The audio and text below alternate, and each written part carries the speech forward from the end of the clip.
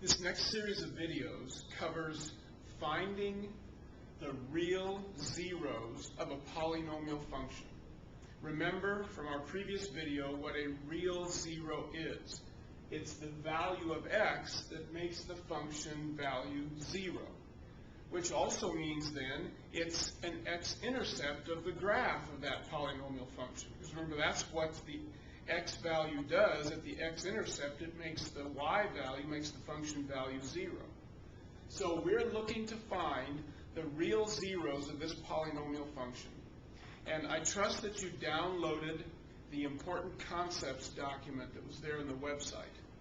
So let's take a look at what these rules and theorems can tell us about the real zeros of this polynomial function. Well, the first thing is that a polynomial function will have at most the number of real zeros as its degree. And in a polynomial function such as this, the degree is the highest power of the variable. So the degree of this polynomial function is 3. So that at the most, this polynomial function would have 3 real roots. It may not have 3. At the most, it could have 3. It can have fewer than 3. That's what the number of real zeros theorem tells us, that you see there in the middle of the page of your important concepts document. The next important concept here is what's known as Descartes' rule of signs. René Descartes was a very famous mathematician and philosopher, and he studied polynomial functions and their real zeros, their real roots, and he discovered something. If you count the number of times that the sign of the coefficients changes in a polynomial function, that tells you how many positive real roots that polynomial function can have.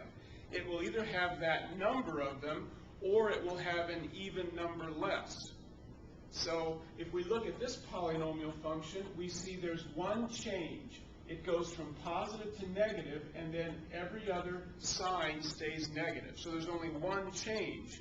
So Descartes would tell us there will be one positive real root for this polynomial function.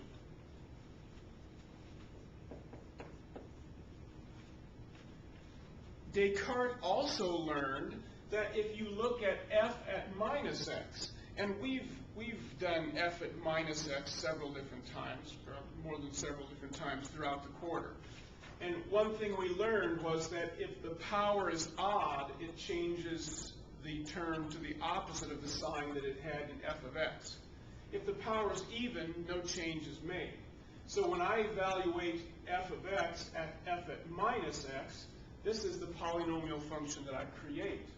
And Descartes said if you look at f of minus x and count the number of changes in the coefficient signs here, you will find how many negative real roots there could be. It will either be that number or an even number less. So here we have negative to negative, that's no change. Negative to positive, that's one change. Positive to negative, that's a second change. So Descartes would say this particular polynomial function, the original one, would have either 2 or an even number less. Well, an even number less than 2 is 0.